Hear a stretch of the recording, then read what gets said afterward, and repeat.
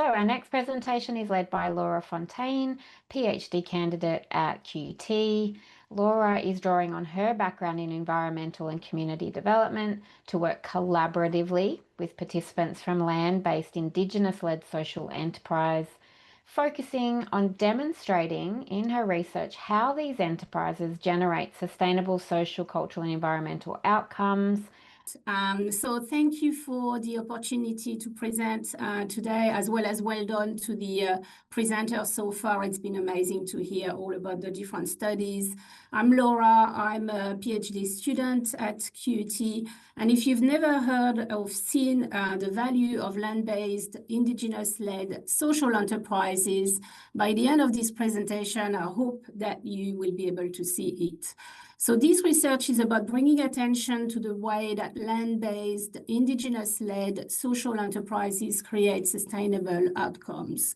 Now, the background to this research is that there is a global injustice when it comes to climate change and the impacts of climate change and land degradation. And we've heard about it. It seems to be an important theme this morning.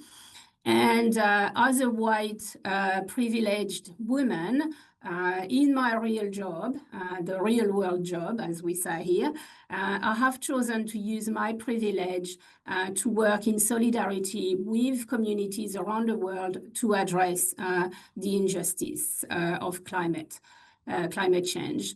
And in doing so, I've seen how Indigenous communities can maintain sustainable livelihoods on their land from their unique set of knowledge and their deep connection to the land.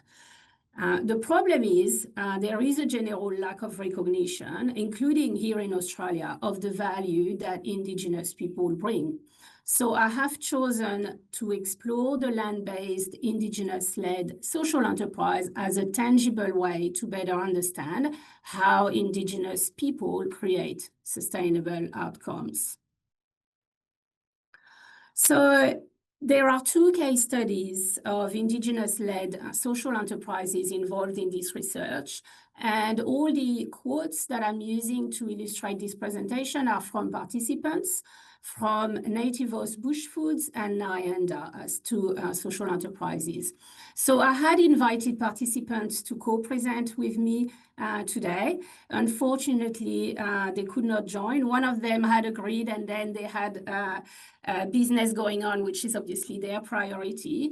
It's a busy time of the year for them. So I just want to say that I'm not speaking on their behalf. They have a voice and they know very well how to use it. But what I'm sharing about this research incorporates the voices of participants. So I'll share a little bit about the two case studies. Nyanda, first, is an Indigenous-led social enterprise operating on culturally significant land in Nudgee, near the Brisbane airport, on traditionally owned land. And you can see here Madonna, the founder, and her late mother, Caroline, whose knowledge has been and continue to be instrumental today in their organization. So Nyanda runs cultural tours and also develops products based on native plants. So for those of you in Brisbane, I encourage you to go and check them out. They are amazing. And the other case study, Tracy was going to join us today, but unfortunately she's not able to do that.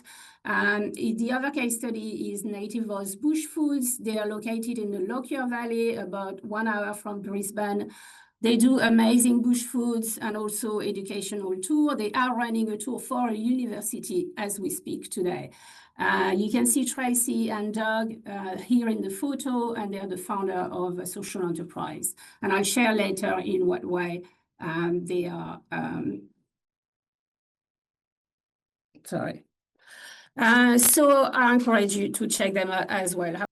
So starting with the literature, as I zoomed from the social enterprise literature to the land-based, Indigenous-led social enterprise literature, many studies focus on the barriers and challenges that they face. So there's this persistent deficit-laden narrative surrounding the topic, and researchers are calling for a more constructive and optimistic view of the sector. To address this gap and to engage participants on a constructive journey, this study has been framed around two main research questions.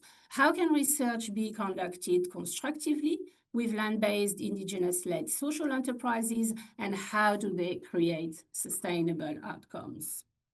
Now, moving on to theory, as you can imagine, considering my own positioning, I've gone through many back and forth and debates around what would be appropriate when conducting research with Indigenous participants.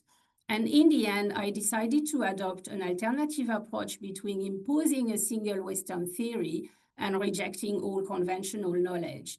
So I've been mobilizing culturally appropriate method theories to challenge and reframe a conventional domain theory. So linking with question one, I've been leaning on the principles of Indigenous standpoint theory, which acknowledges the cultural interface in which this research is situated. And I'm also leaning on appreciative inquiry, which promotes a constructive and collaborative approach.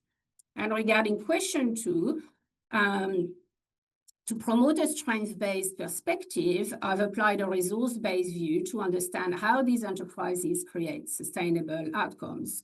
And regarding question two, as you can see, I have, challenged the boundary